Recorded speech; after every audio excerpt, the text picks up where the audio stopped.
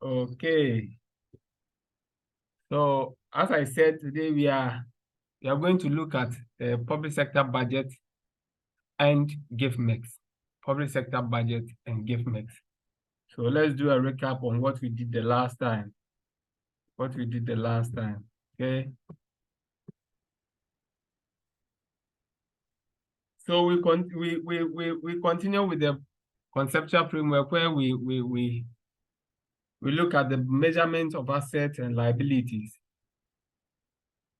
The measurement of assets and liabilities, we look at the objective of measurement. And the objective of measurement, we look at the cost of service, the operating capacity, and the financial capacity.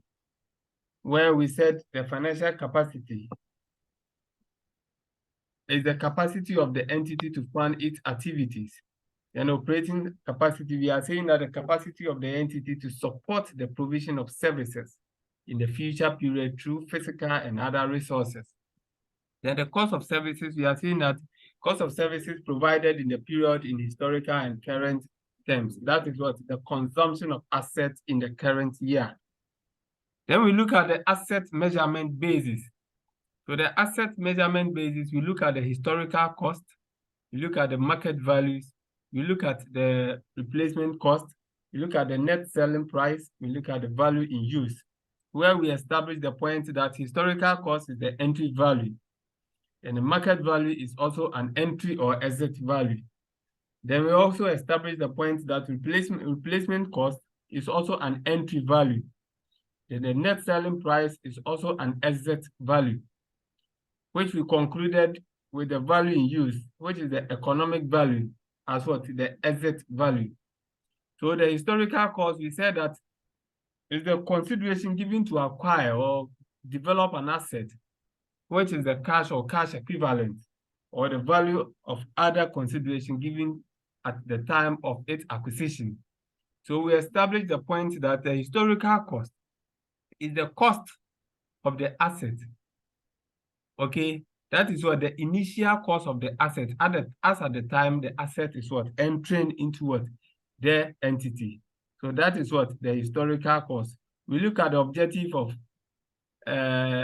and information provided under the historical cost, where we use the cost of service, the operational capacity and financial capacity to do the measurement. Then we look at the market value. The market value, we are saying that the market value of an asset is the amount for which an asset could be exchanged between knowledgeable willing parties.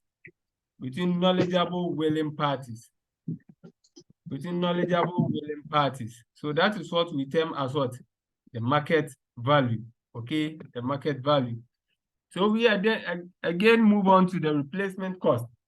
We said the replacement cost is the economic cost that is required for the entity to replace the service potential of an asset, and thus it includes the amount that the entity will receive from its disposal at the end of its useful life.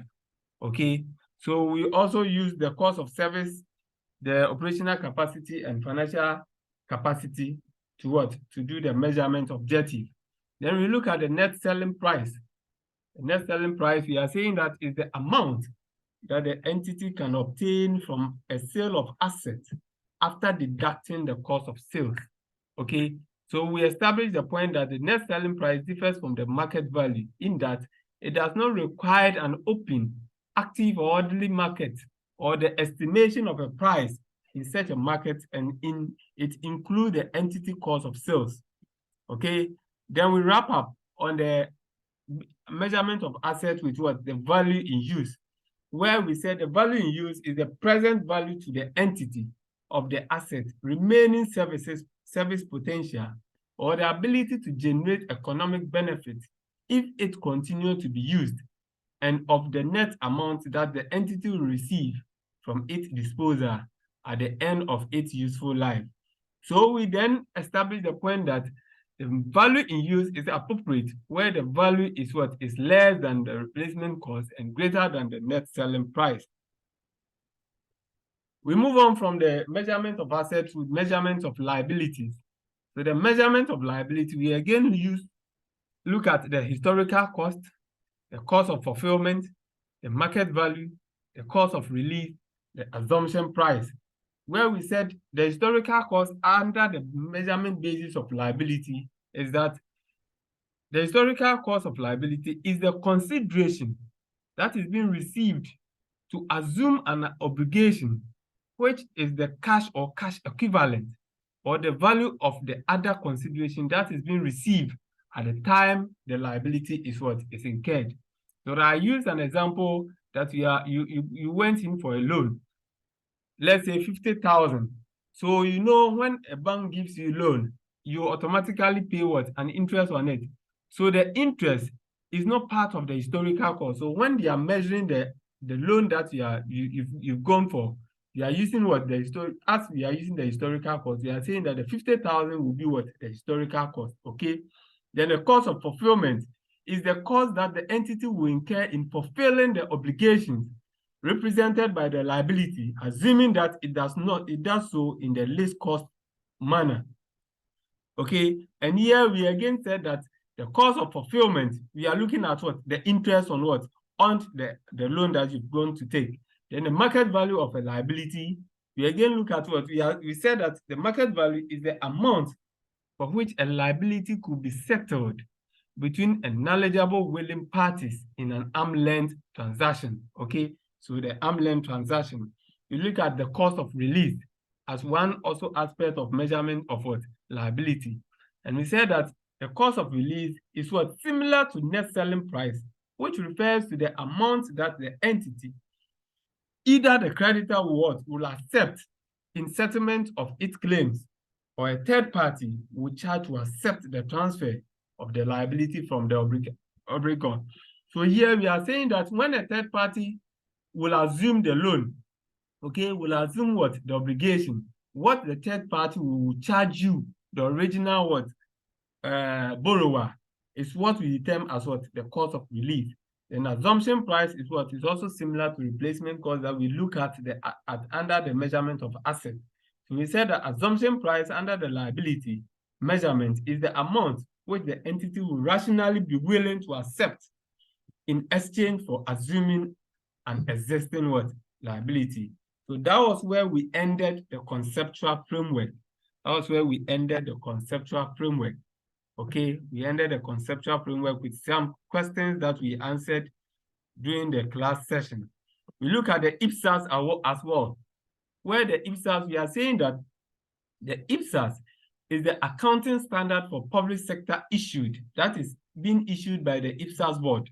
Okay, so we are saying that the responsibility of the IPSAS board is setting what? High quality accounting standard for the public sector across what? The world, and also promoting the adoption and convergence of what? The IPSAS. And the last one we look at what? Is the issuing recommended practice guide and other publication to support the implementation of what? The IPSAS. In so doing, we look at the two versions of what? The IPSAS. And the two versions, we look at what? The cash basis IPSAS and accrual basis IPSAS. Okay.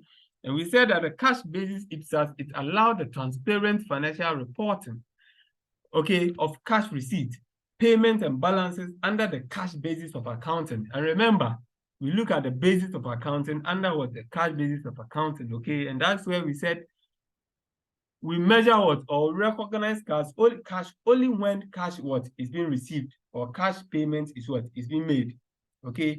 Then we move on to the accrual basis, which is the full IPSAS. The full IPSAS. And the full IPSAS focuses on revenue, cost, asset, liability, and equity instead of cash flow only. So here, it does not depend on only cash only, but it recognizes revenue, cost, asset, liability, and equity in a manner in which it's being what? Is being incurred. Okay, and we said that it is on accrual basis, which is what? In line with the IFRS. Okay, but here we said that Ghana is here to adopt the full version of what? The accrual IPSAS. You look at the benefit or objective of adopting the IPSAS. And here we look at so many of them. Then the reason for adopting IPSAS in developing countries. Then we look at what? The argument against the adoption of IPSAS. Okay, what are the problems, okay? What are the problems or the arguments, okay, against what the IPSAS, and the implementation challenges. The implementation challenges, we look at what the lack of political will and support, the difficulty in identifying and valuing public assets, huge cost of implementation as a result of revaluation of assets, high cost of expertise and training. Then we again look at the lack of expertise and strong regulatory body as one of the challenges. Then the last one we look at is what is the complexity of the standard, leading to a lack of appreciation among policymakers. And that was where we ended the IPSAS as well. Today, we are beginning another topic. And the topic which we are beginning with is the public sector budget. Public sector budget. Public sector budget. So let me quickly share my screen so that we look at the public sector budget, okay?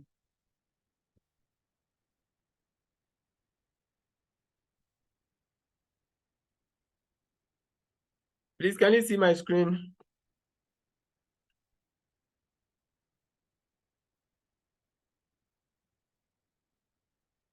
Can you see my screen, colleagues? Yes. Yeah. Okay, thank you. So, we are beginning a new topic, which is the public sector budget, okay? The public sector budget. Let's look at something here.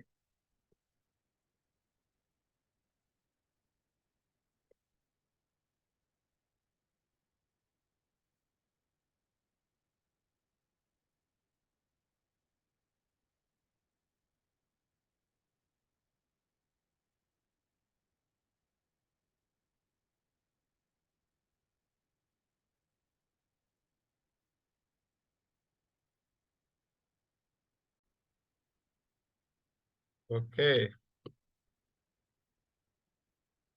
Okay, so this is the outline.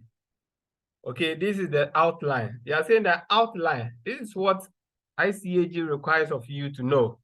So outline of the characteristics of what public sector budgeting, execution, and accounting and reporting. Okay, so here, this one, it takes what? 15 marks. Okay, it takes what? 15 marks. Let's take note. It takes what? 15 marks. So this is the 15 marks. Okay, so we are going to look at something that you are going to get 15 marks when a question is what is set before you. We are looking at the relationship between planning and budgeting in public sector. The relationship between planning and budgeting in public sector. Important, objective, challenges, and limitation of public sector budgeting. Then we are again going to look at the processes of budgeting in Ghana, including the consideration of the budget cycle, which is the budget formulation, budget authorization, budget approval, budget execution and reporting, and monitoring and evaluation. Then again, we'll look at the format and content of the public sector budget. Then we move on to the nature of public sector programs and the program sustainability in the public sector. Then the nature and purpose of what assets and liability in the public sector. And mind you, the nature and purpose of assets and liability, we look at that one under the conceptual framework. So it still holds, okay? Then the regulatory role of public sector entities. Then the key legislative requirement for the management of public finances in Ghana. Then again, we are going to look at the role and responsibility of key officers with responsibility for public financial management in Ghana, including the Minister of Finance, which we have already looked at, the Controller and Accountant General that we have already looked at, the Principal Spending Officer and Principal Account Holders we have also looked at. So we are introducing another one, which is what? The Parliament. We are also going to look at what? The budget committees and other stuff.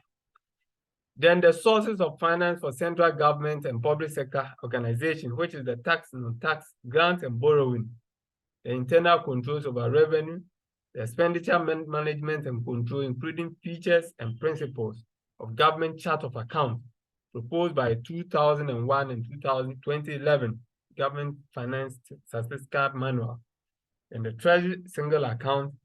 Then the last one we are going to look at is what? Is the GIFMEX, Ghana Integrated Financial Management Information System.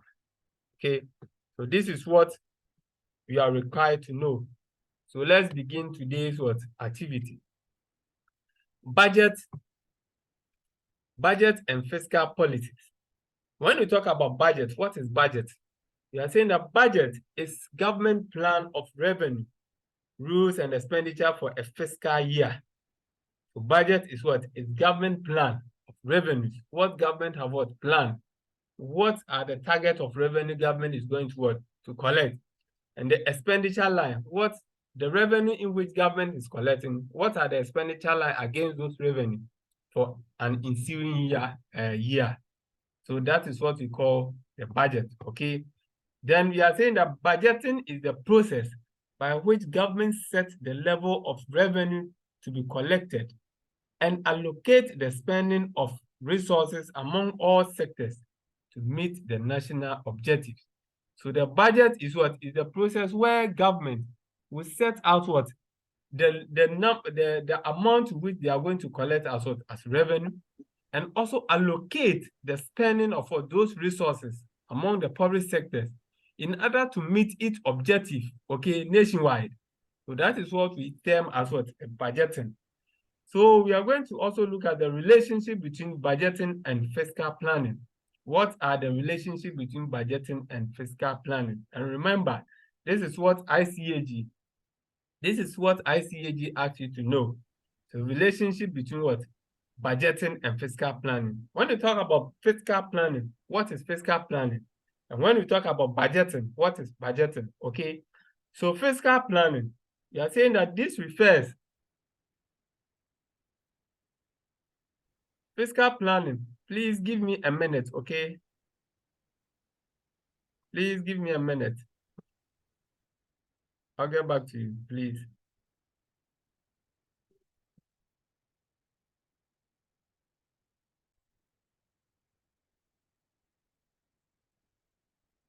Share the screen. Okay, so we look at what? The relationship between budgeting and fiscal planning. So when they ask you what is fiscal planning refers to government anticipation of revenues, spending and financing within the planning period. Okay, the fiscal planning refers to what? Government anticipation of revenues, spending and financing within what? The planning period. Then the fiscal planning is very important in government budgeting, as it provides macroeconomic and fiscal framework within which budget is what? Is implemented. So before a budget will be drawn, you have to do what? A fiscal planning. And the fiscal planning is where you will anticipate the revenue to which you are going to collect. Then we look at what? The spending, the areas to which we are going to spend, okay, spend at. Then how we are going to finance those what? Activities that we are going to capture within what? The period or the ensuing year which we are going to what? To undertake. Then we move on to what? To budget. What is budget? We are saying that budget planning relates to fiscal planning. So as I told you earlier, before a budget will be drawn, you have to do what? A fiscal planning, okay? So we are saying that the budget planning relates to what? The fiscal planning, which entails policy making stage of the budgeting what? Processes, okay? Budget planning relates to the fiscal planning, which entails policy making stage of the budgeting process. So it is the fiscal policies that influence the budget statement. So the fiscal policies which you are going to implement is what will influence the budget statement. So the budget, on the other hand, is expressing of government policies and programs in some quantitative terms. Expressing what? Government policies. What are government policies? Those are the policies he's going to put in place to what? To achieve at the end year. Okay, and the programs of what? Activities in some quantitative terms. So mind you, the fiscal planning is just anticipating. You are anticipating how much revenue you are going to collect within what? An ensuing year, and how you are going to spend it. Which area are you going to spend them? Okay, then how you are going to finance those what? Activities within what? An ensuing year. And mind you, but by the budget is where you are going to what? Express those what? Policies that you are going to what? You have already anticipated. the programs that you have already anticipated in some quantitative terms. So this is where you are adding values to what? To the already anticipated revenues that what you want to collect, and the spending that you are going to spend on. Okay, so we said that it relates to government spending to attainment of fiscal and economic policies of what? Government. Then the difference between national budget and citizens' budget. What is the difference between the national budget and what? And citizen budget? A budget, on the other hand, is the end product of what? The budgeting process, which becomes a references document for both the approving authorities, executioners, and the citizens as a whole. Okay, so when we talk about the budget, we are saying that that is what? An end, okay? An end product of the budgeting.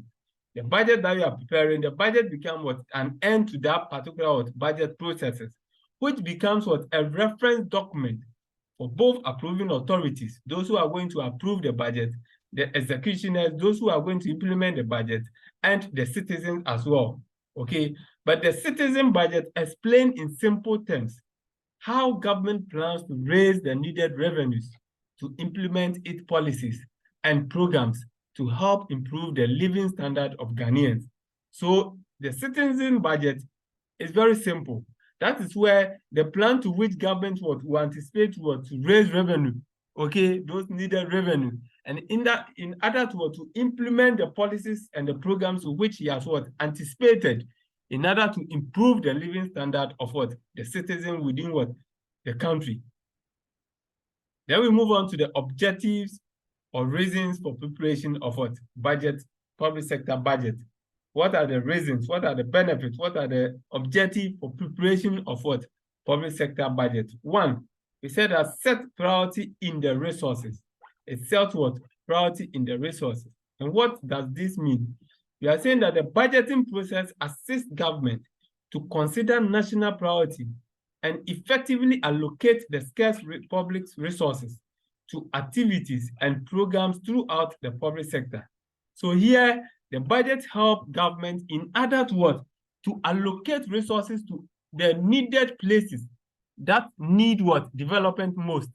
Okay, the budget helps the government in order to set priority in the resources, in order to allocate resources effectively to the scarce, to the areas that needed those resources most.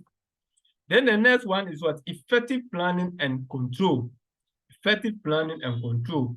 Effective planning and control. Budgeting helps government to plan and control effectively the activities and programs of the government and the public sector as a whole. So without the budget or without the budgeting, there will be a lacuna between government plans and actions. So without government budgeting for an activities or for a program, it becomes difficult for implementing such activities. And that is where you are going to get a whole lot of problems in terms of not accountable for state resources. Then effective coordinating of government activities. Effective coordinating of government activities. So budgeting process assists government to coordinate activities and programs undertaken by several public sector entities in order to achieve national goals. So it brings a page of 20 to 22 together, the separate system of the public sector to enable them work together towards the achievement of the objective of government as a whole. And mind you, before a budget will be drawn, the finance minister will coordinate budget from various entities, okay, various public sector, then put them as one, then present them to Parliament for approval. Then budget serves as a communication tool. Budget serves as a communication tool. What does that one mean? We are saying that budgeting serves as a means of communicating government plans and programs to the public administrators, employees, and the public in general. So the intention of government backed by legislative approval are best communicated through the budget. So here we are saying that budget what? Communication tool. Budget serve as what? A communication tool, simply because it serves as what? A relationship that exists to communicate, okay, to communicate what government plans to what? To achieve, okay, and what government program that is going to undertake to the citizens or the administrators or the employees within what? The country in which what? Within the country in which is operating. Okay, so we are saying that the intention of government budget is backed by what? The legislative approval. Okay, it's backed by what? Legislative approval. Then again, another objective or benefit or reason for what? National budget is what? To set what? A motivation target. A motivation what? Target. Okay, so the budget is full of targets that serve as a tool for motivation to managers and employees at all levels of administration of the public sector. So the budget comes with what? A target and a key performance indicators that motivate the managers and employees to achieve this result. So for example, revenue has been what? Targeted of what? 50 billion. So in a budget would drive the effort of what? The GRA throughout what? The budget period. So here, once a budget is being drawn, okay, once a budget is being drawn, it serves as what? A motivation by what? By a target for you to achieve what? Your objective in which the budget has been what? Been drawn. Then the next objective is what? Monitor, evaluate, and control performance. It monitor, evaluate, and control performance. So budgeting system will only be complete if it facilitates monitoring, evaluating, and controlling what? Performance of programs, projects, and activities carried out by the public sector entities that are based on the standards set in the budget. Okay, so here we are saying that it helps what? To control performance. So here, once a budget is what? Is being drawn, there is what? A rules or laws that governing that budget. Don't spend outside what? The budget. You need to spend within what? The budget. So here we will be able to monitor. The budget will be able to help to monitor, evaluate, and control what? The performance of such entities to which the budget has been what? Has been drawn. Then again, public accountability. Public accountability. So budgeting helps government to demonstrate accountability for the resources that has been entrusted, okay, to the citizens, and the court the trust of what? The citizens. So here we are saying that the budget allows the citizen the opportunity to assess government accountability that has been what? Demonstrated. Then the last one we are going to look at is the fiscal discipline. The fiscal discipline. We are saying that the budget acts as a check on government actions by exposing the indiscipline, the fiscal indiscipline throughout the budget outing. So here, in a case where there is what? Budget overrun, it what? Is set it clear, because the budget will be what? The highest authority for what? For spending. Then we move on to the limitation of budget. The limitation of what? Budget. What are the limitations of budget? So we are saying that the budget is very important in public financial management, but however, it has the following what? Limitations. Okay, it has the following what? Limitation. Even though it has what? Benefit, it again has what? Some limitation or constraint on what? On the public sector. So one, we are saying that it's costly. It's costly in terms of what? Time and what? And financial resources. It is what? Costly in terms of what? Time and financial what? Resources. Looking at what? The resources that have been put in order to prepare the budget, okay, the cost, the risk, the input that you are going to do in order to come out with the budget, and the time that you are going to waste, okay, looking at what? The preparation of what? The budget. Then again, we are looking at the lack of economic instability. In terms of rising inflation, the budget is what? Is rendered irrelevant for the controlling. Okay, so here, when a budget is being drawn and a target is being set, but there is what? An inflation, a high inflation. Since there is what? A high inflation, it will render what? The budget irrelevant, because the things that we have set to achieve will not be achieved simply because you need to require an additional amount of money in order to undertake those activities that you are going to embark on. Then again, behavioral effect in that the authorization of the budget may be misapplied. Okay. The authorization of the budget may be misapplied. So here we are saying that because of the behavior of certain citizens or the players of key offices, okay, even though the budget is coming out with some rules and regulations that will govern its activities. But looking at the behavior of such officers, it will render it off. Okay, it will render it it's off simply because they will do as what they want. Okay, they will do as what they want. And the next one is budget does not allow for flexibility in decision making, as compliance is a must. So once the budget is being drawn, you have to go strictly by it. So there is no flexibility in terms of the budgeting. So the budget law is saying that you should work according to the budget that has been approved to you. Okay. Then the next one is budget can easily become an end rather than the means to an end. Budget can easily become an end rather than the means to an end. Here, once the budget is drawn, you are not going to do any activities outside the activities that have been drawn on the budget. So it becomes a means to an end rather than it becoming an end. Okay. Then the lack of fiscal discipline in implementation in the budget. Lack of the fiscal discipline in implementation in the budget. Then we look at the legal frame of the budgeting. What are the legal frame of the budgeting? Here we are saying that budget is a law of Parliament. That is Act of Parliament. And therefore budgeting is mandatory process. So the budgeting is a prerequisite for spending public money, which we can see that one under the chapter 13 of the Constitution. Okay. Then again, the key legislation on the budgeting, which are the 1992 Constitution of Ghana, the PFM Act 2016 Act 921, then the PFM regulation, which is 2019.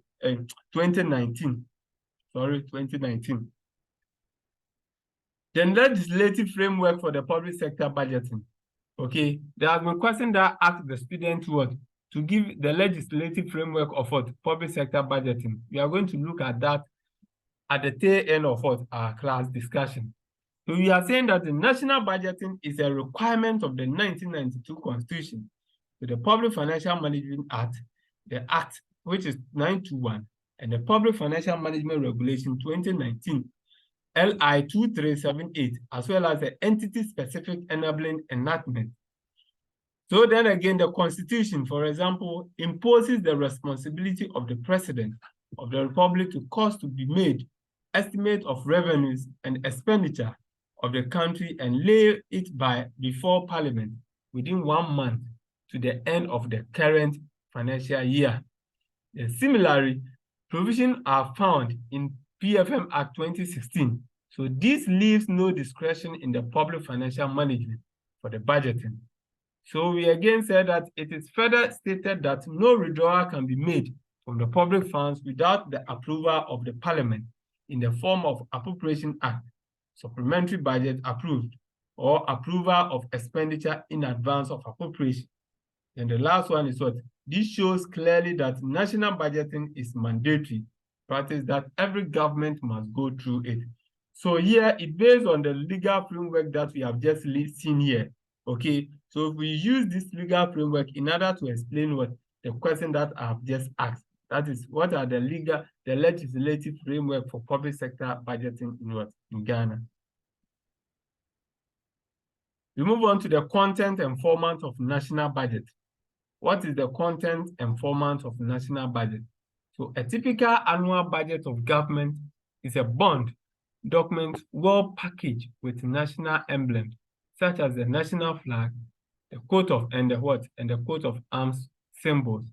So usually annual budget presented to Parliament has varied pages from 200 to 300 pages. So this is what the law is saying. A typical format for national budget statements and economic policies are: 1, the cover page, which is the outer and inner covers, the list of acronyms and abbreviations, the table of content, and the body of what? The document. The role of budget office. The role of budget office. So the Ministry of Finance shall have an office that is known as what? The budget office, which will be having the following what? Responsibilities. 1, they have the responsibility in terms of what? Preparation of the annual estimate and medium-term expenditure framework, which is the MTEF, within the constraints specified in what? In the government fiscal strategy document. Then 2, the preparation of the mid-year review and half-yearly budget implementation report. Then 3, advising the minister through the chief director on all matters related to the annual budget, supplementary budget, and the MTEF. Then the next one is advising the chief director on matters related to the classification of budget and system required to prepare the budget. Then the last responsibility is to perform any other functions that may be assigned by the chief director. Role of the chief director. Role of the chief director. So the responsibilities of the chief director are: 1, advise the minister on economic, budgetary, and financial matters, and on matters related to the implementation of the PFM Act. Then 2, coordinate the preparation of the fiscal strategy document, budget estimate, and the appropriation bill. Then the next responsibility is he coordinates the promotion and enforcement of a transparent, efficient, and effective management of public revenue, public expenditure, and the assets and liabilities of what? A covered entity. Then the next one is monitor the financial and related performance of a covered entity. Then the last responsibility of a role of what? Chief director is to prepare a report within 1 month after the end of each quarter on the implementation of the annual budget by the government and submit the same report to what? To the minister, which is the Minister of Finance. We look at the budget committees. Budget committees. So budget committees are established under the regulation 26 of what? The PFMR, which is the PFM regulation. So the budget committee composed of what? Or comprises of the principal spending officer, which is the chairperson.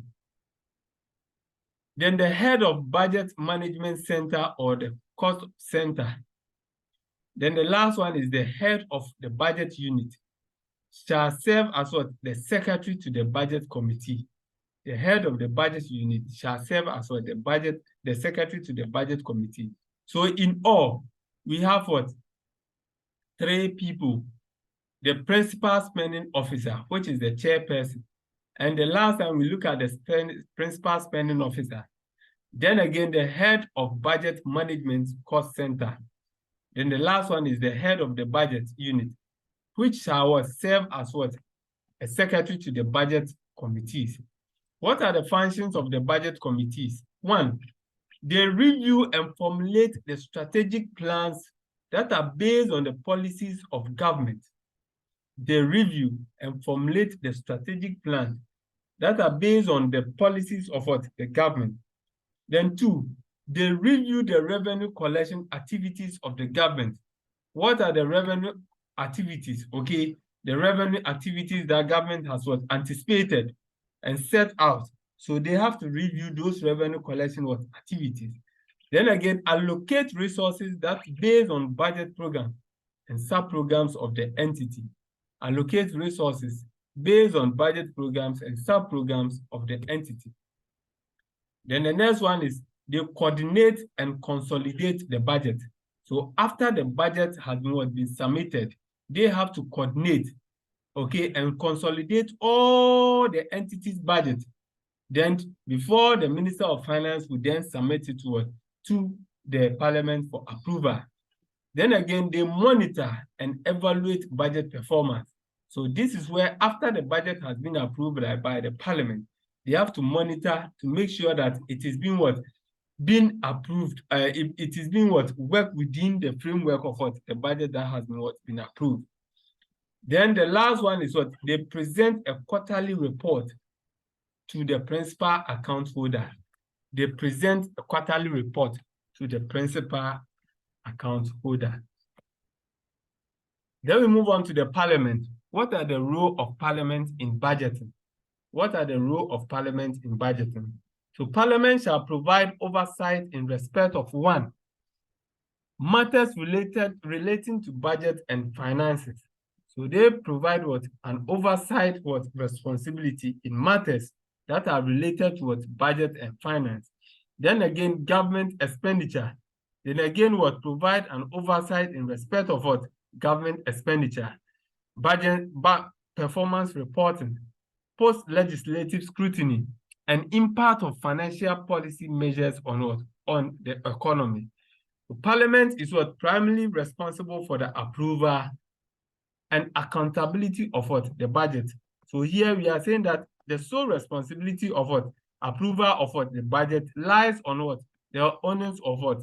The parliament. So they have what? The power within the law frame or the legal frame to approve, okay, to approve the budget that has been submitted or that will be submitted by the Minister of Parliament. So the Speaker of Parliament may assign this oversight responsibility to the Committee of what? Parliament, or an office that has been established by Act of Parliament, okay?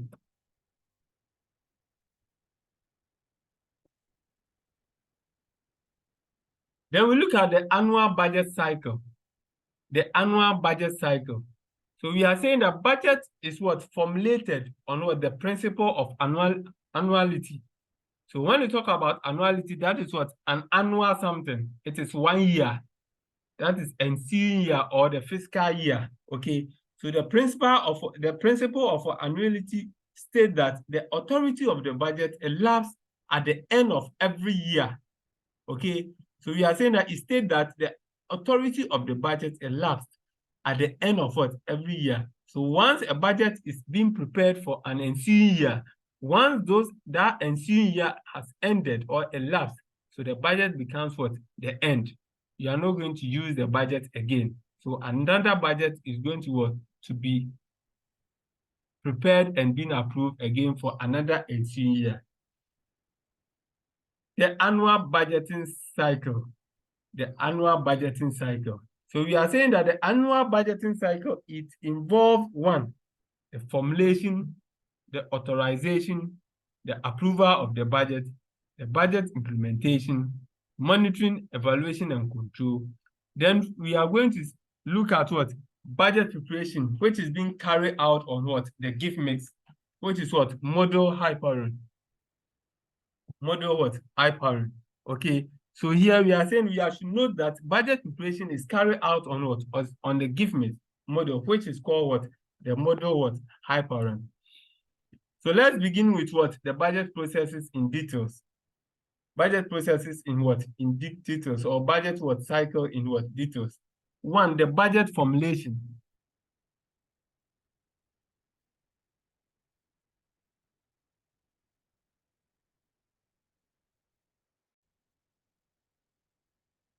Sorry, my network went off briefly. Sorry.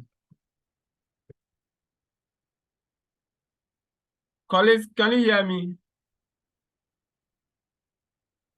Yeah. Okay, sorry, my network went off briefly. So the budget cycle, we begin with the budget formulation. Okay, so the budget formulation follows what? The fiscal and macroeconomic policies were staged. So this is the first stage of what? The budgeting.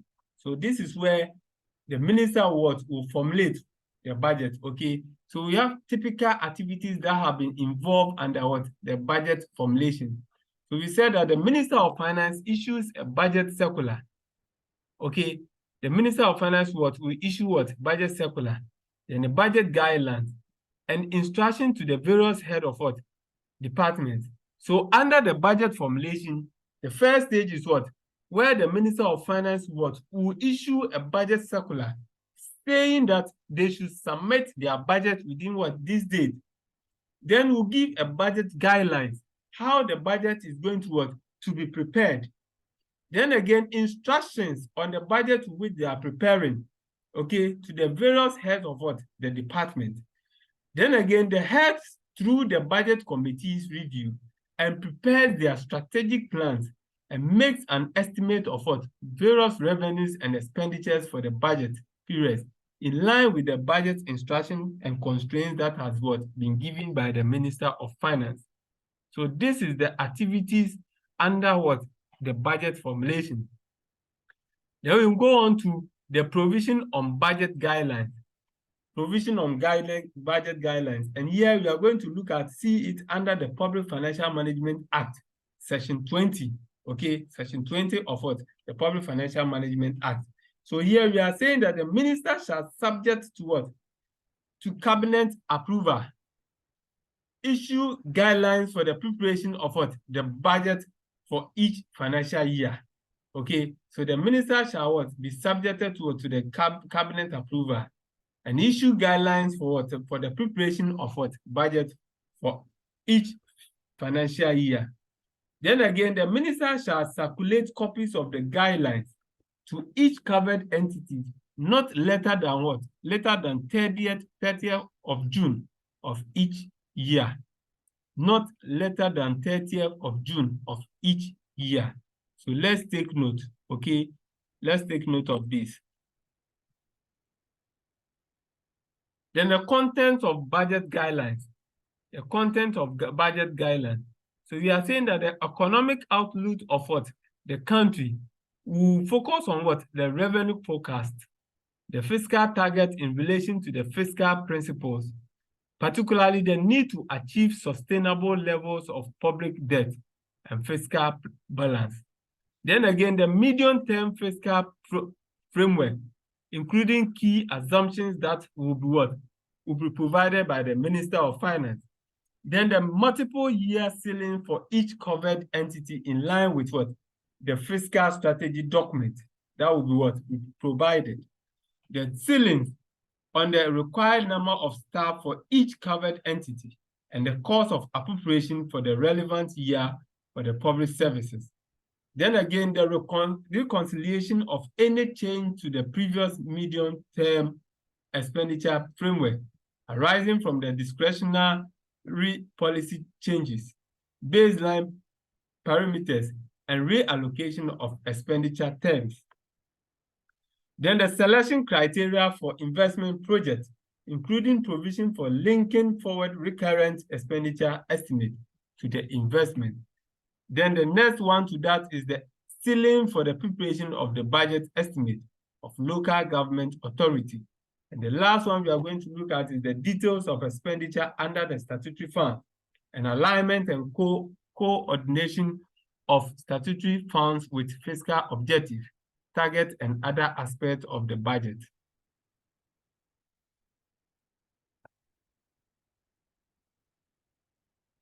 We move on to the expenditure estimate. But before the expenditure estimate, let's look at the revenue estimate, okay?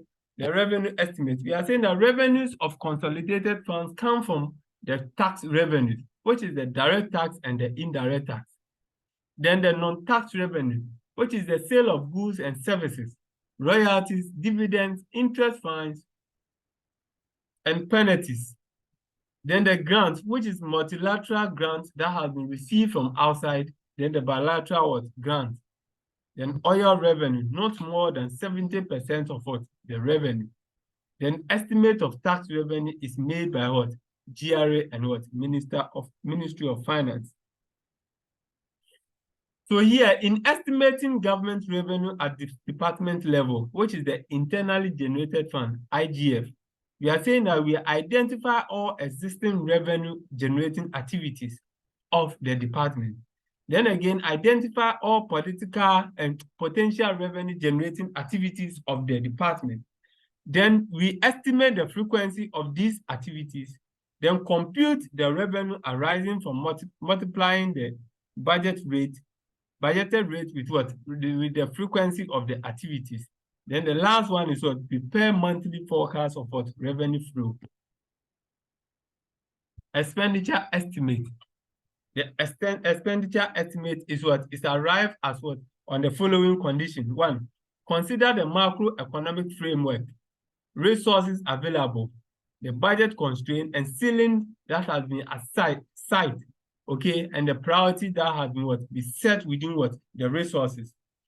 Then again, we prepare strategic plan, including the mission, the goals, objectives, and outputs, and what? And programs. Then cost and prioritize what? Programs. You have to what? Prioritize the programs in which we are going to what? To be implemented. Then prepare monthly estimate of expenditure. Then prepare a cash forecast showing what? The outflows. Then the budget classification of what? The expenditure. What are the budget classification of expenditure? This is what we are going to use to prepare what? The financial statement, okay? So here we are looking at the compensation of employees, the goods and services, the capital expenditure or non-financial assets, interest, social benefits, grants, subsidies, and other expenditure. So this is the classification under what? The chart of account that we are going to use to prepare what? The financial statement. Then the next budget cycle is what? Budget authorization. What is budget authorization? We are saying that budget authorization, the principal account holder are called for a budget hearing to defend their plans and estimates. So during the budget hearing, the Minister of Finance ensures that the plans and the estimates are consistent with government priorities and budget constraints. So at this stage, the Minister of Finance has the authority to determine the appropriateness of the plans and estimates of the department prior to the submission to what? To the cabinet. So the Minister of Finance consolidates the budget estimate of the various departments and submits same to the cabinet for review and authorization. So after the review and authorization, the final national budget is being what? Prepared and signed, which gives what? Authority by the president for submission to parliament. Then parliamentary approval or budget approval. So the final budget is submitted to parliament is what? Is a manner prescribed by the parliament. So the budget statement is laid before parliament in the form of appropriation bill and finance bill. So the parliament will consider or will examine the estimate in small groups. That is what? Examination committees and debate the budget, whole house acting as what? Appropriation committee and approve or disapprove it. So after the budget being what? Submit to government to parliament, parliament will set out what? Committees, okay, to deliberate on what? On the budget. That is the appropriation bill and finance bill. Then they will bring it to the whole house for them to deliberate in order to approve or disapprove it. So the expenditure estimates are approved by passing the appropriation bill. So once a budget is what? Is being approved, that we are saying that they have passed what? An appropriation what? Act.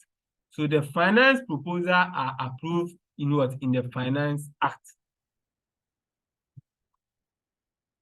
Budget execution or implementation stage. Budget execution or implementation stage. This is critical stage of what? The budgeting process. In that failure at this point or this level is the failure of the entire programs and policies of government. So here it is very, very important in the budgetary cycle. So here, when you fail at this point, that means that you have failed the entire plans or the policies that you have already been anticipated and budgeted for. So once the budget is approved, it is implemented by collecting the revenues that have been set and dispersing the expenditures that have been approved. So the Minister of Finance issues what? Warrants and cash release instructions to the Controller and Accountant General to enable him to what? To commitment and disburse funds to what? To the entities. Then the Controller and Accountant General will disburse monies according to the approval that has been given by what? By Parliament. Then the next point or the cycle is what? Monitoring, evaluation, and control. Monitoring, evaluation, and control. So here we are saying that there will be a continuous process of monitoring, evaluating, and controlling the budget throughout the execution stage. So this requires regular reporting of budget items to the vote controllers. So here the actual results are compared with the plan outcome, and the variants are investigated and corrective actions are being taken. So here in the case where there is what? Budget overrun. And budget overruns means that when the actual is more than the budget that has been approved, that means that there is what? Budget overrun.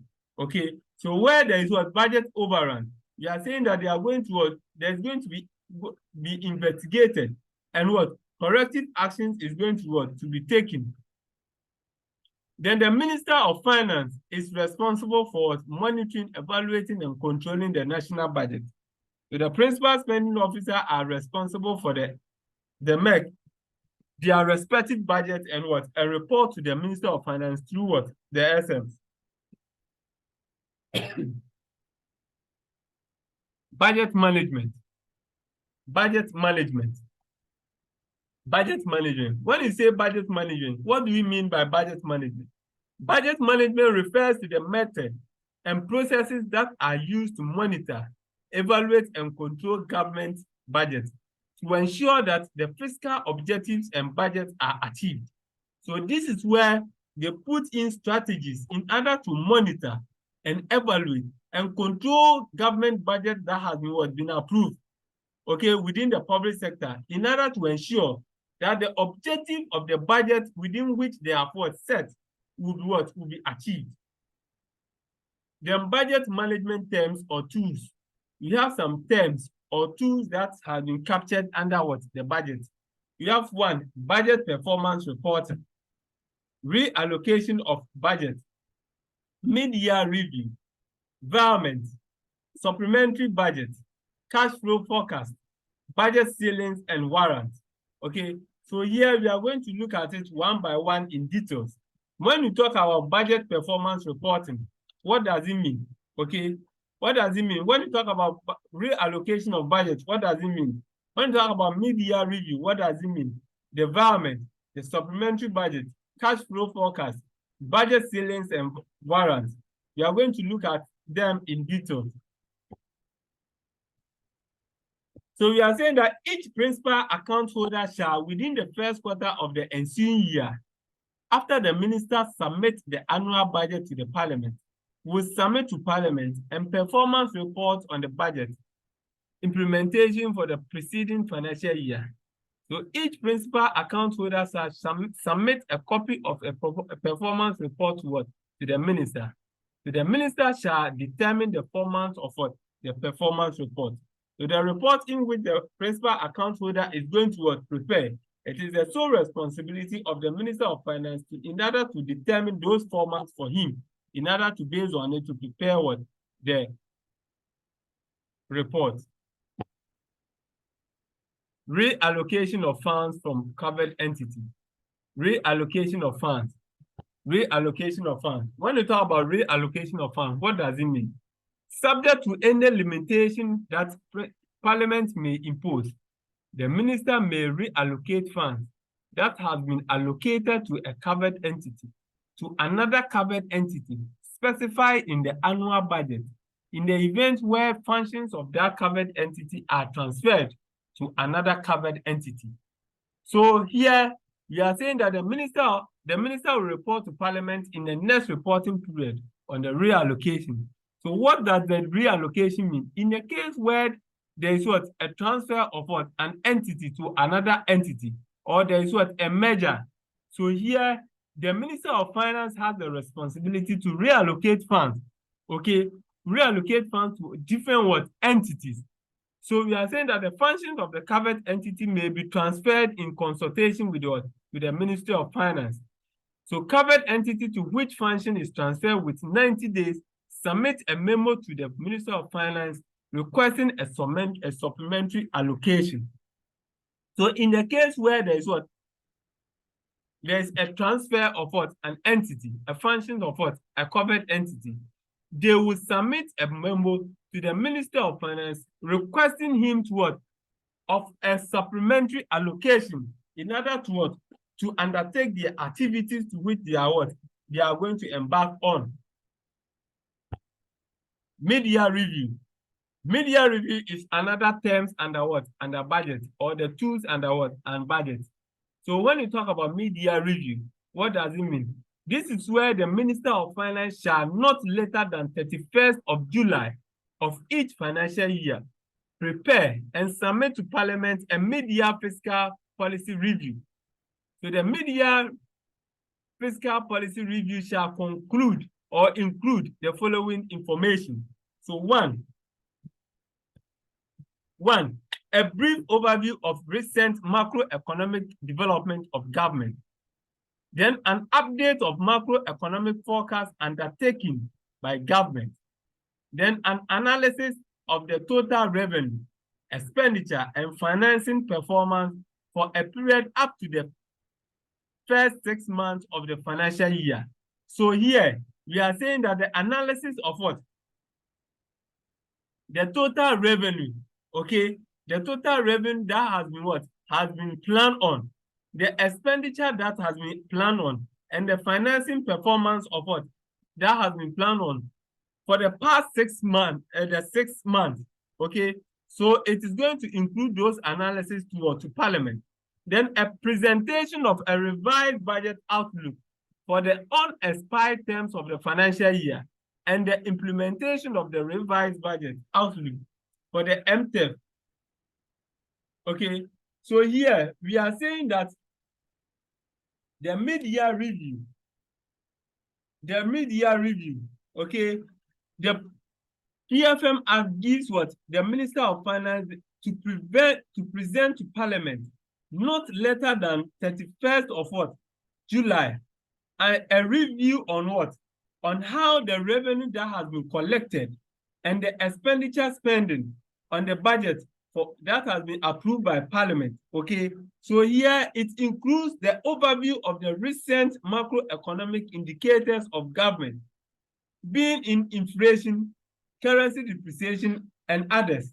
Then again, he's going to provide an update of macroeconomic forecast by government. That is what will government expect in the next 6 months before the year comes to an end. So the last one which he's going to look at is what? Is the analysis of government total revenue, expenditure, and financial performance of what? The mid-year up to the 6 months to which he has what? Presented the budget on. So this is what we term as what? The mid-year review.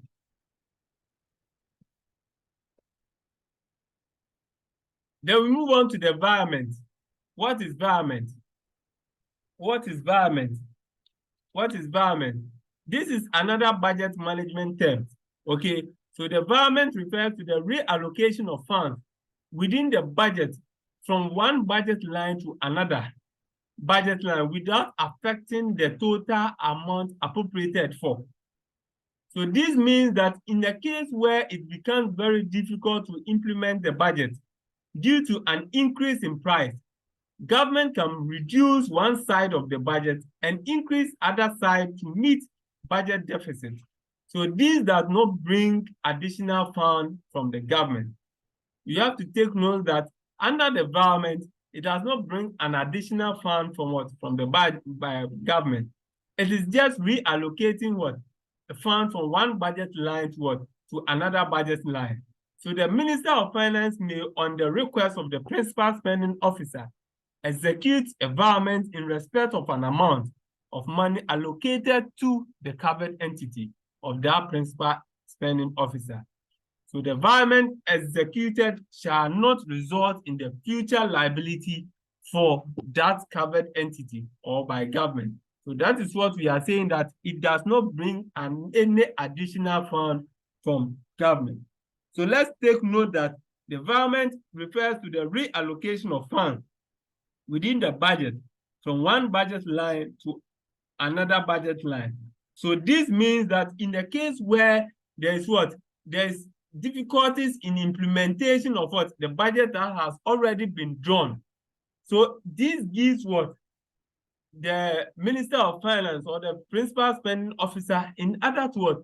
To reallocate funds from one budget line to another. So here, it does not require any additional fund. So let's take note. What are the conditions for environment? What are the conditions for environment? So we are saying that environment of fund allocated for wages and salaries in an expenditure vote shall not be made unless the environment is in respect of wages and salary within that expenditure vote. So here what it means is that you cannot buy compensation of employees. Okay, you cannot buy what? Salaries of what? Employees. So that is what this statement means. So then again, environment that involve a change in the spending plans approved by the minister for the current financial year shall require the prior written approval from the minister. So in the case where it is being approved and a principal spending officer wants to do environment, he has the responsibility to write solely to the Minister of Finance upon approval from what? The Minister of Finance for him to do such what he wants to do. Okay, so please, let's take note. Environment, this is where the budget has already been drawn. But in the case where there is what? An increase in the prices of what? Goods and services in the bucket. So for instance, I've budgeted to buy a rice of maybe 10 cedis. And again, I've budgeted for Gary, which is another 20 cedis. So here, in the case where there's an increase in rice, the price of what? The rice. I have the right to write to the Minister of Finance to do environment. And this is where I will what? Reduce the one budget line to what? To the another. So I will reduce the price of what? The Gary and add up to what? To the rice in order to what? To implement the budget to which I have what? I have prepared for. Please, is it well understood? Is it okay? Colleagues, the environment, is it okay? Yes, sir. Okay. The condition again continues. So environment may be made from a recurrent expenditure to capital expenditure, as well as from one capital expenditure to another capital expenditure, but shall not be made from capital expenditure to recurrent expenditure. So when you are doing environment, you can only borrow from what? One capital expenditure. Okay, from what? From a recurrent expenditure to what? To current expenditure. Okay. So we are saying that it shall not be made from what? From capital expenditure to what? To recurrent expenditure. So let's take note of it. You can do it from what? From recurrent expenditure to capital expenditure. But you cannot do it from capital expenditure to what? To recurrent expenditure. Then again, environment shall not be made in respect of appropriated amount between covered entities without the approval of what? Parliament in the supplementary estimate. So here, let's take note. You cannot what? Do environment in the absence of what? The approval of what? The supplementary what? Estimate by our Parliament. Then we have what? Prohibition of what? The use of environment. Prohibition of what? The use of environment. Please, environment for compensation of employees from other recurrent what? Expenditure. You cannot buy what? Compensation of employees, as I indicated earlier.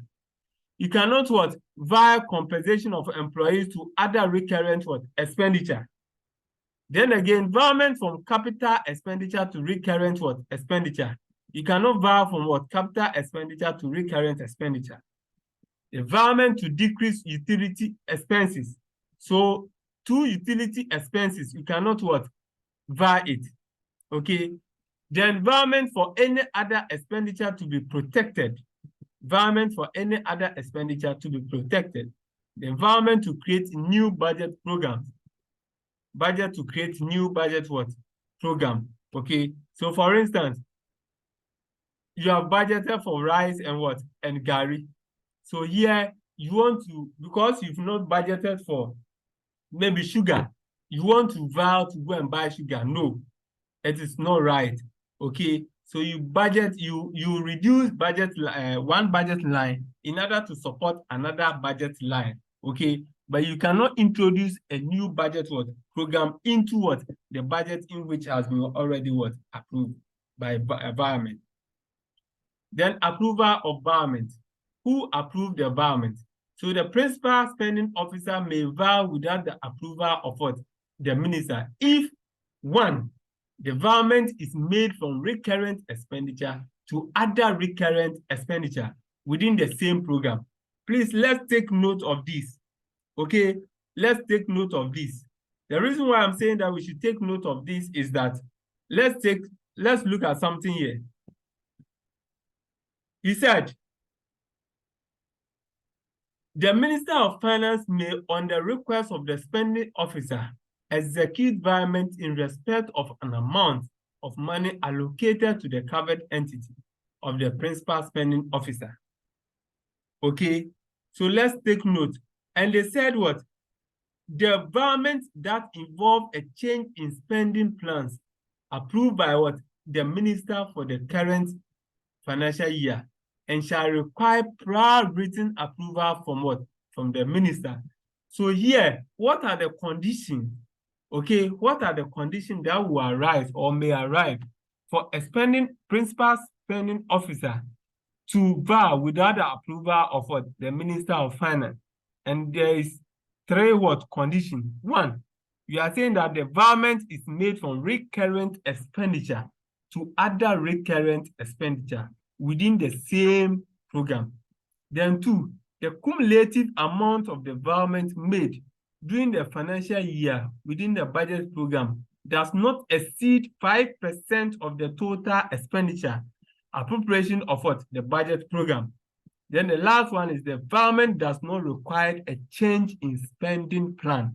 The environment does not require a change in spending plan. Please, let's take note of these three. Then approval of environment by Minister of Finance. Okay, in a situation where it requires the Minister of Finance, what are the requirements? One, when the covered entity wishes to vie between the votes in the warrant issued. When the covered entity wishes to vie between the vote of a warrant issued. Then again, the environment involves changes in the spending plan approved by the Minister of Finance for the recurrent financial year. So it is only three conditions. Three conditions. Let's take note of it. Procedure for environment. What are the procedures for environment? An application for environment between votes in the warrant issue shall be made on the gift mix to the Minister of Finance, indicating the source and destination of each amount being vowed for approval. So here, before a principal spending officer will do environment, okay, you need to apply it on the gift mix to the Minister of Finance, indicating that I am going to vie from from budget line A to budget line B, okay, setting out the destination of each amount. Okay, so here I am going to vie from from gari to rice. So I am telling the Minister of Finance that I am reducing the price of the gari in order to add up to the price of the rice because of inflation, okay, or an increase in prices. Then the Minister of Finance approved the application on the gift mix, where the application is appropriate and sound. So in a situation where the Minister of Finance sees that your application is sound and appropriate, he has the right to approve that application on the gift mix for you. But in a situation where he realized that it will not be appropriate and it is not sound, the Minister of Finance will not approve it. Okay, so they can ask you a question. The situation, what are the situations where a Minister of Finance would disapprove the application of environment? Okay, so please, let's take note. Supplementary budget. What is supplementary budget? So supplementary budget, we are saying that where the financial year where the financial year, it found that the amount appropriated for by the Appropriation Act is insufficient, or that a need has arisen for expenditure for a purpose for which no amount has been appropriated by the Appropriation Act, the minister shall lay before Parliament for an approval a supplementary estimate in the form of a supplementary appropriation bill indicative of the amount that has been required. So we are saying that a supplementary appropriation bill shall indicate how the supplementary expenditure shall be financed.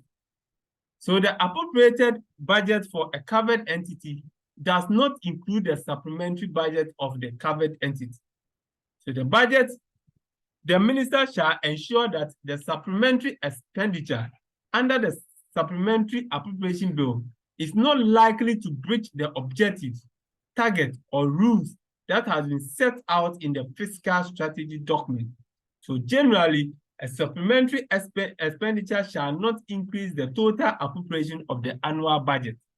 So a supplementary expenditure may cause an increase in total appropriation only when it arises from events leading to a suspension of rules or targets.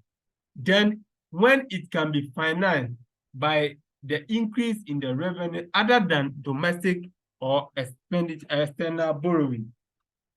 So all that I have just read, when we talk about supplementary budget, we are saying that in the fiscal year, if it is found that the amount allocated by the Appropriation Act or a project is insufficient, or that need has arisen for expenditure for the purpose for which no amount has been appropriated by the Act, the minister shall by law lay before Parliament for an approval of an estimated supplementary budget, and it shall indicate how that budget will be financed. Okay, so here in the situation where there is there is inflation. Okay, in a situation where there is inflation are high. So due to a high inflation, it becomes very difficult in to implement the Appropriation Act. Then again, where there's currency depreciation, okay, where there is currency depreciation or decrease in the cities, in a situation where we are undertaking a project, okay, and there is a currency depreciation that will affect the prices of the goods and services. We are saying that it's deemed right of the Minister of Finance to submit a supplementary budget for an approval. Okay. Then again, the last one is when there is an omission. Maybe they have anticipated that they are going to construct a hospital for maybe community A, but they realize that upon preparation of the budget and upon reading the budget to Parliament for an approval, they realize that the hospital that they are going to construct for community A has been omitted. So in this situation, they need to prepare a supplementary budget attached to the budget to the Parliament for them to approve before they will undertake such health program. Please, is it clear? Is it clear? So we have reasons for the supplementary budget. One, where there is an increase in inflation, where there is currency depreciation or decrease in the cities, or where there is an omission of an appropriation. Okay, where there is an omission of an appropriation. So these are the reasons why we draw a supplementary budget. Okay, so the supplementary budget will be added to to the already budget. Let's take note of this. It will be added to already budget. Okay, so where there is an annual budget of maybe 50,000 and a supplementary budget of 20,000 has been drawn. Mind you, you need to add the supplementary budget to the annual budget to get the revised budget. Please, let's take note of what I have just said. These are some of the areas they normally ask questions under the budget item. When we get there, okay, the interpretation of financial statement. So let's take note under the budget item. Then we are saying that a supplementary budget appropriation bill submitted to Parliament shall be accompanied by a report that indicates, one, the justification for the supplementary budget. Two, the revised macroeconomic and fiscal forecast for the next 3 years or more. Then the comparison of the forecast with those included in the annual budget and the fiscal strategy document. Then again, an analysis of the impact on the achievement of the numerical fiscal target and the adjustment to be made towards the achievement. Then the last one is a source of financing required for the execution of the supplementary budget. So please, let's take note. These are what we term as the report that will be accompanied by the appropriation bill in terms of supplementary budget. And I indicated that there are reasons of supplementary budget, where there is increase in inflation or high inflation, currency depreciation or decrease in cedis, then omission. Then we move on to cash flow forecast. Cash flow forecast. When we talk about cash flow forecast, we are saying that as principal spending officer shall, in accordance with the regulations, prepare and submit to the minister monthly cash flow forecast of the covered entity for the ensuing 3 months or any other period that the minister may specify. So it is a statement that shows the projected receipt, that is the inflow of resources, and the payment, that is the outflow of resources, expenditure of an entity within a given period, and the available cash balances. So the cash flow forecast is it is very important tool for managing cash resources of the entity. So it is very important, okay? It is very important tool for managing cash resources of the entity. Then again, cash budget reveal the potential effect of all aspects of entity operation on its future resources. So here the cash flow, okay, the cash flow, this is where you need to forecast, okay? You need to prepare cash forecast, okay? So you need to project the receipt, that is the inflow, and the payment, that is the outflow, that's in terms of expenditure of an entity within a given period, and that's the available cash balance within for that particular entity. We have usefulness of the cash flow forecast. What are the usefulness of cash flow forecast? One, it helps management manage its cash resources efficiently and effectively. Then two, it helps management to plan its activities within available cash resources. Then the last one, it also assists management to address its cash deficiency during the period before the hand. Okay, so this is another term of the budget. Then again, we move on to budget program sustainability. Budget program sustainability. When we talk about budget sustainability, it refers to the continued use of program components and activities for the continued achievement of desirable programs and population outcomes. So it describes the continued use of program components and activities beyond their initial funding period, and sometimes to continuation of desired intended outcome. So we are saying that the program sustainability tools may include one, the public expenditure survey, the medium-term framework, that is the MTF, then the multi-year commitment. So when you talk about the public expenditure survey, we are saying that it is a system of analyzing government expenditure, which examines the effect of government spending plan on the development of the country. So let's take note that the public expenditure survey, okay, is a system that analyzes government expenditure, in which it examines the effect of government spending plan on on the development of a country. And we have rationale for public expenditures survey, and it includes help plan activities within limited resources. It help plan activities within limited resources. Then rationalize allocation of resources. Then 3, to anticipate problems associated with spending plans and cure them. Then 4, to enhance coordination of government activities. And the last one is to determine overall volume of public spending desirable. Then the MTEF, which is medium-term expenditure framework. When we talk about MTEF, we are saying that it means an annual rolling three-year expenditure planning that sets out the medium-term expenditure priorities and hard budget constraints, again, which sector plans may be developed and refined to match available resources. So the MTEF is budgeting.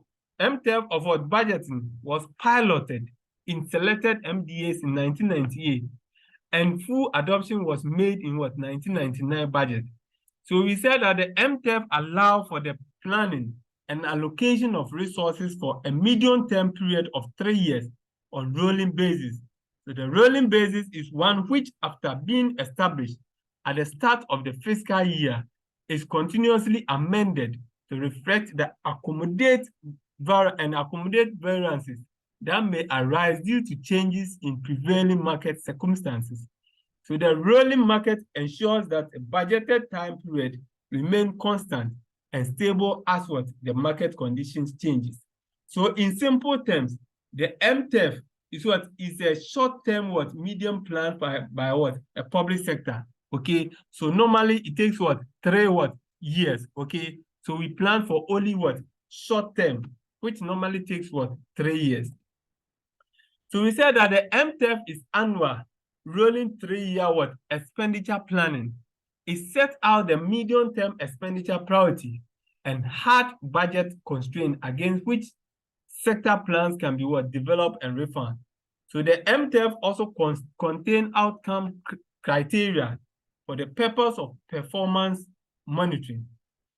MTEF budgeting makes room for either activity-based budgeting or performance-based budgeting model, which we are going to look at into details in the next slide. Okay, so the MTEF consists of a top-down resource envelope, bottom-up estimation of current and medium term, which is usually 3 to 5 years period, cost of existing policies and matching these costs with available resources.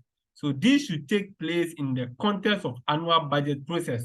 So we budget it yearly, but it is a short term, which normally takes place maybe 3 years, 5 years. Okay, so MTEF will shift the psychology of budgeting from needs to an available resources.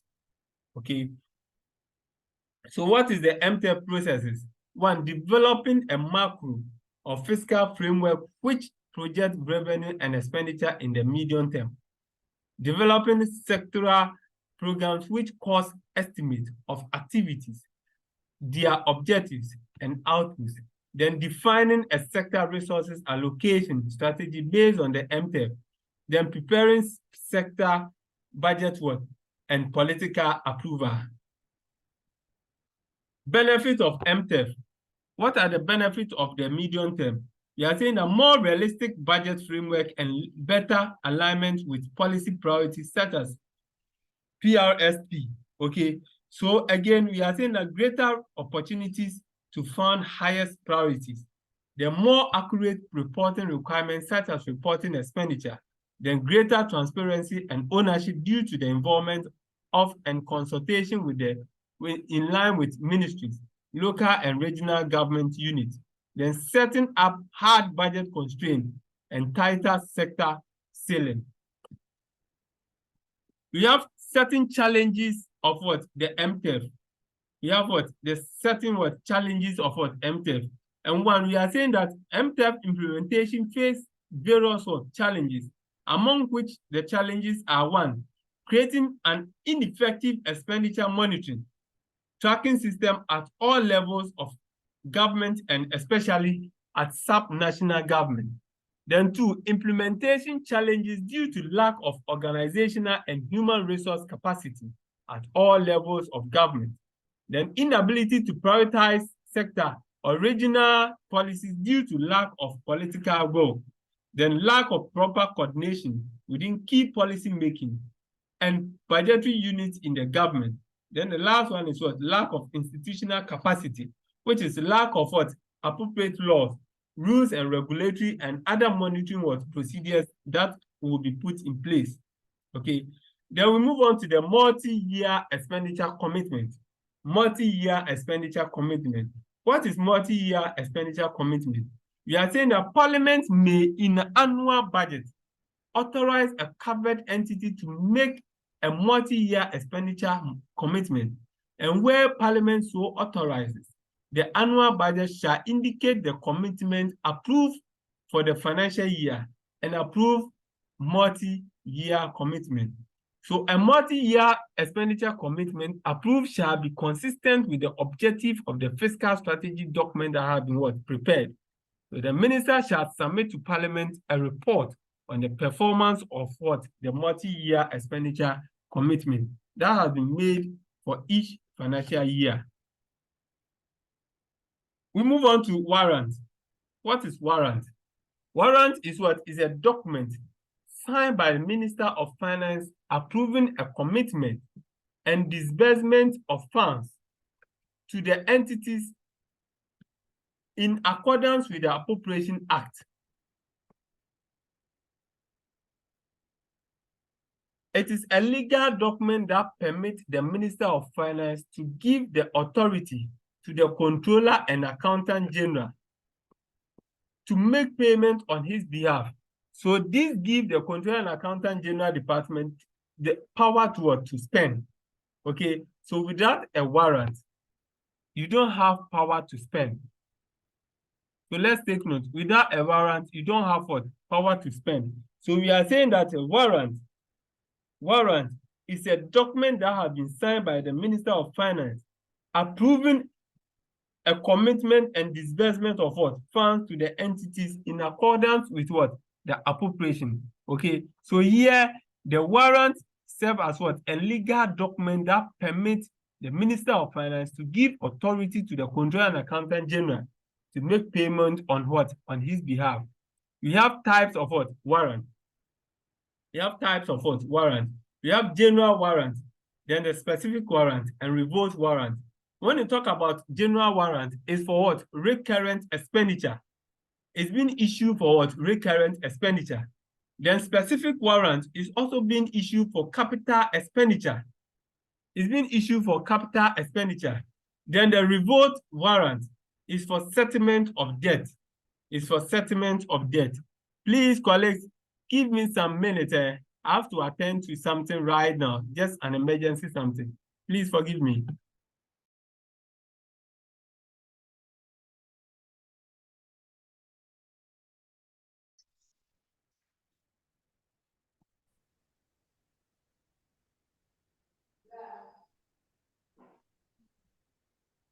Oh, it's gone. Okay. So we said we have what? Types of what? Warrants. We have the general warrant, which is for recurrent expenditure. Then specific warrants, which is for capital expenditure. The revoke warrant is for settlement of what? Of debt. Then we move on to another terms under what? The budget, which is budget guidelines. Budget guidelines. So these include instructions on the process and procedures and preliminary budget ceiling to guide institutions that subsist on the budget funds in preparing their budget. Okay, so it sets out clear rules on how the preparation of the budget should go before the approval. Okay, so with this, the budget guidelines give what? Rules, instructions, and guide how the budget is going to prepare. So the Minister of Finance will issue what? A budget guideline to the entities, public sector entities, to guide them in the preparation of what? The budget to be submitted. Okay, so it set out what? The rules. It set out the guidelines. Okay, it set out the procedures in which you are going to use to prepare what? The budget. And we are saying that with this, the covered entity needs what? To go strictly according to the budget guidelines that have been given by what the Minister of Finance. So that is what we are saying, that this includes instructions on the process and procedures and preliminary budget ceiling to guide the institution that succeeds on what? The budget funds in preparing, public funds in preparing what? Their budget. Content of national budget. Content of national budget.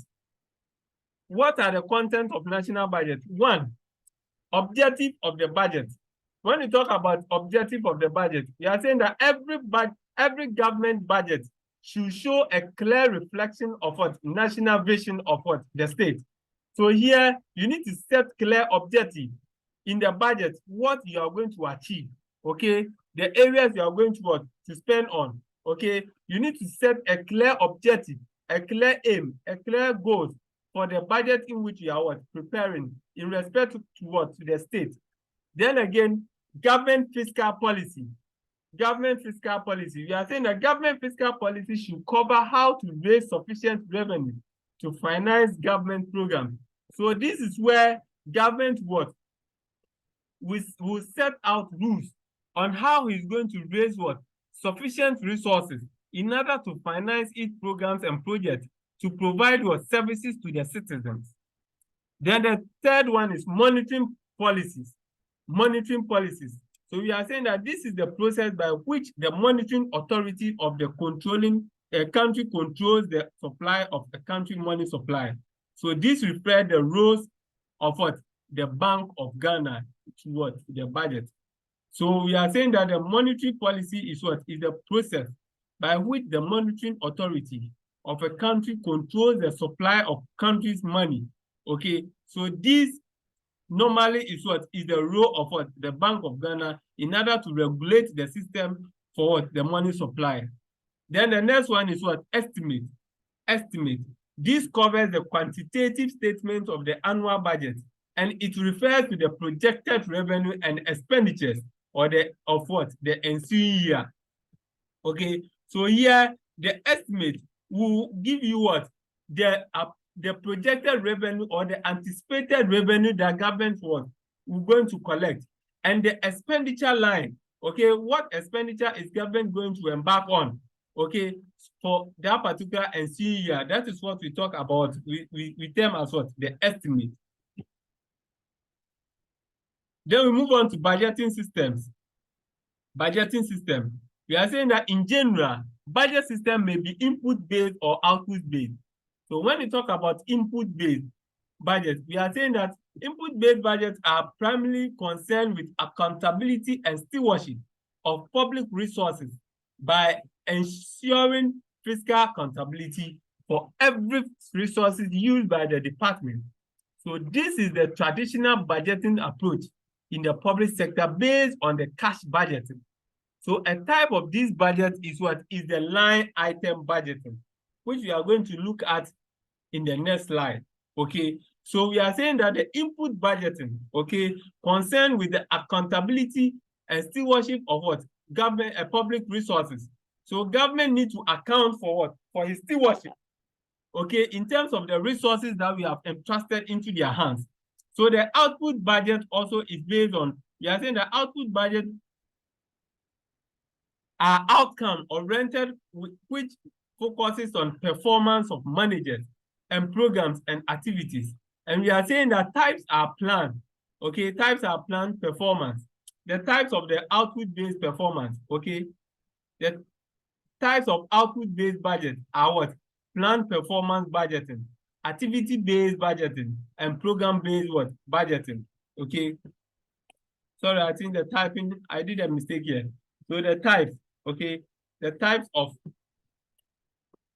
the output-based budgeting. We have what? Planned performance budgeting, activity-based budgeting, and program-based what? Budgeting. So on the other hand, determination of cost of the budget item or activities may be done in either two ways. One, an incremental budgeting, and what? Zero-based budgeting. Okay, an incremental based budgeting and what? Zero-based what? Budgeting. When you talk about incremental budgeting, what does it mean? We are saying that this method of budgeting is closely linked to input-based budgeting system. or line item budgeting system. So under this approach, the budget is derived by making marginal increment to previous year's estimate. So there is no much need for a review of activities or items for inclusion in what? In the current budget. Then we move on to the line item budgeting. With the line item budgeting, we are saying the most popular traditional approach to budgeting is the line item budgeting, which we normally refer it as what? Input budgeting, or object of what? Expenditure budget, or lump sum budgeting. So under this method, which is the line item budgeting, resources are allocated to each item of expenditure, which is a measure of output. So this emphasizes on what? On input rather than what? Output. Okay, it emphasizes on what? Input rather than what? Output. Then we move on to zero-based budgeting. When we talk about zero-based budgeting, we are saying that it is an approach which calls for the review or revaluation of each item or activity whenever a budget is prepared. Whenever there is what? A budget is being prepared. So this approach requires that all activities are justified and prioritized before decisions are taken relating to the amount of resources allocated to each activity. So here, the budget estimate is prepared independent of the previous budget, in that the mere existence of the item or activity in the previous budget does not justify its inclusion in the budget. Okay. So with the difference between the incremental and what? The zero-based budgeting. The zero-based budgeting, we are not basing on what? Any previous what? Budget. Okay, so we start from scratch. That is where we are preparing a new budget outright. By the incremental budgeting, we are saying that we base on the previous what? Budget. Then what? We make what? A marginal what? Increment to the previous year's estimate. So for instance, previous years, we estimate maybe a garri of 10 cedis. So this year, because of inflation, we are adding up. Maybe we are adding 2 cedis, which is what? 12 cedis. Are we okay? So we base on the previous year's budget to do what? The incremental what? Budget. So the zero-based budget processes involve: 1, identification of decision units, which entails identifying responsibilities. Which entails what? Identify responsibilities, responsibility center, and the objective as the basis of what? Budget preparation. Then 2, development of clear decision package, which is mutually exclusive and incremental packages. Then 3, evaluation and ranking decision packages. And the last one is what? Allocate resources. Allocate resources. You move on to another budgeting, which is program-based budgeting. What is program-based budgeting? They are saying that it is a performance-based budgeting system that has been evaluated on program basis. Okay, so it's normally prepared on program basis. Okay, so program-based budgeting is the practice of developing budgets based on the relationship between program funding levels and expected results from that program. So the program-based budgeting process is what? Is a tool that program administrators can use to manage more cost-efficient and effective budgeting outlay. So the program budget shows what each cedis will accomplish, generally in the way of what? Measurable result achieved. So such a reduction in accident, an improvement in what? In health, or an increment in customer satisfaction. Okay, so we are saying that currently government is using the program-based budgeting system under the GIFMIT. So it is a way to what? Allocate resources to achieve specific objectives based on the program's goals and measured what? Results. So with the program-based budgeting, what they are saying is that it's based on the programs or the activities to which a country is going to embark on. So for instance, we are saying that we are going to embark on maybe Constitution Day. Okay, so based on the Constitution Day, the activities that we are going to embark on, they are going to prepare budgets based on that. So we are using the program or the activities in order to develop a budget based on the relationship between the program funding levels and what the expected results from that particular what program.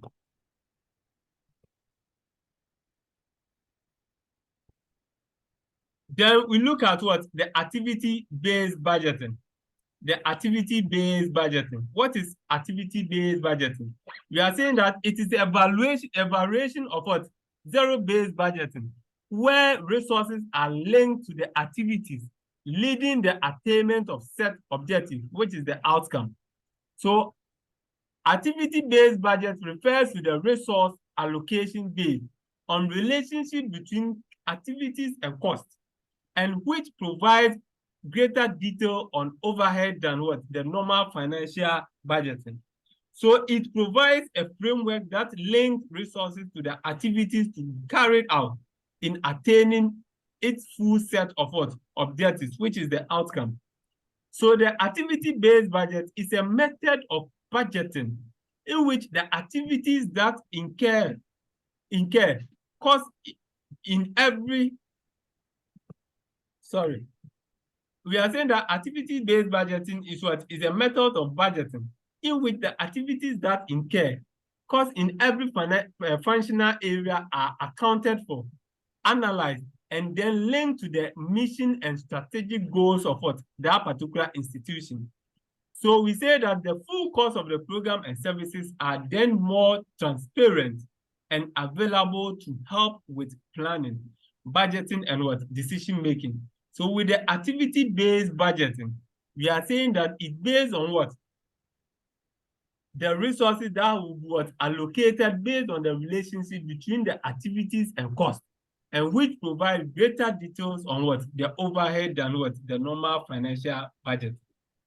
Colleagues, on this note, we bring an end to what? To budgeting. Thank you. Any question, please? Any question, please?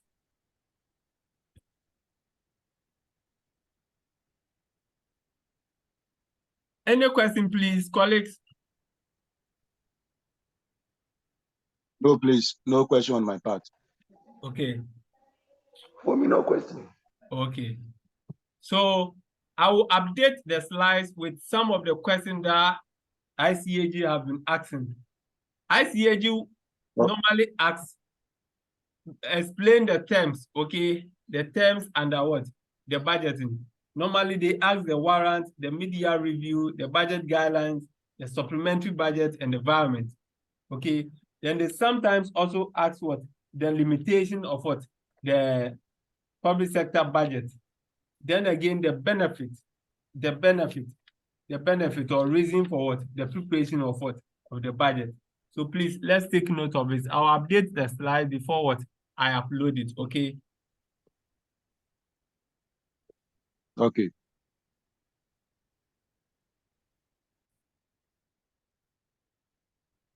Gift mix. Our next topic is what? Gift mix, okay? Colleagues, I want to do something. I want to split the videos, okay?